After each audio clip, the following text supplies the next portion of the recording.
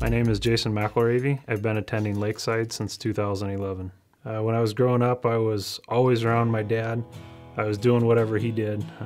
Learned my work ethic from him. We worked hard, but we played hard too. We'd go fishing in the evening or spend some time hunting in the fall. I was saved when I was 5. I remember coming home and essentially begging my mom that it was something I needed to do. It's what I had learned from my Sunday school teachers, as well as my interactions with my parents, that I needed to have Christ in my life. Especially in high school years, I was living a life around my church friends and around my parents, and I was living a different life when I was around my school friends. When I was in college, everywhere I went, I was surrounded by believers, and I really had to decide, what are you going to be?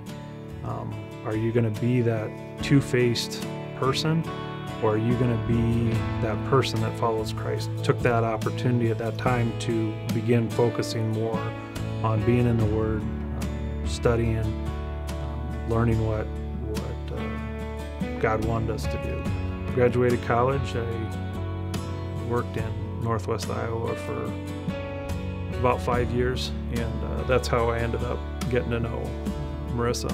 We started dating and then got married about a year later. In 2009, we began talking about kids. Marissa and I decided to pray about what God wanted us to do. Adoption was heavy on both of us, something that we wanted to pursue. So we decided to take some time praying independently. At the end of that time, we came back together, and both of us had come to the conclusion that we were supposed to adopt 2 boys from Russia. Put out an application and were invited on a trip in 2010 to meet a set of brothers in Far East Russia. And about a week later, a fellow believer at work approached me and he said, "Well, does the news out of Russia affect you?" I said, "What news?" A lady from Tennessee had put an adopted child that was 9 years old on a plane and sent him back to Moscow with a one-way ticket and a note pinned to his coat saying she no longer wanted to parent that child. And it was our adoption agency that had facilitated that adoption. Marissa and I kind of looked at each other and just said, it's not going to happen. The day before Thanksgiving, we got a call that they thought they were finally ready for a court date, but we had all this paperwork we needed to get. When I called a notary out in Davenport at one of the other deer facilities and told her what I had going on, and she said, "I'll do whatever you need. I've got 2 boys that I adopted from Russia." And I started bawling right at work.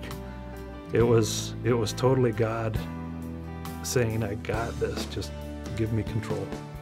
So the kids came home in January of 2011.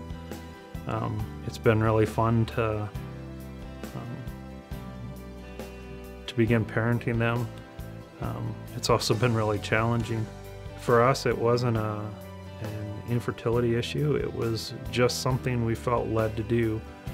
The Bible talks about taking care of widows and orphans, and we knew there were plenty of kids out there that needed a home, that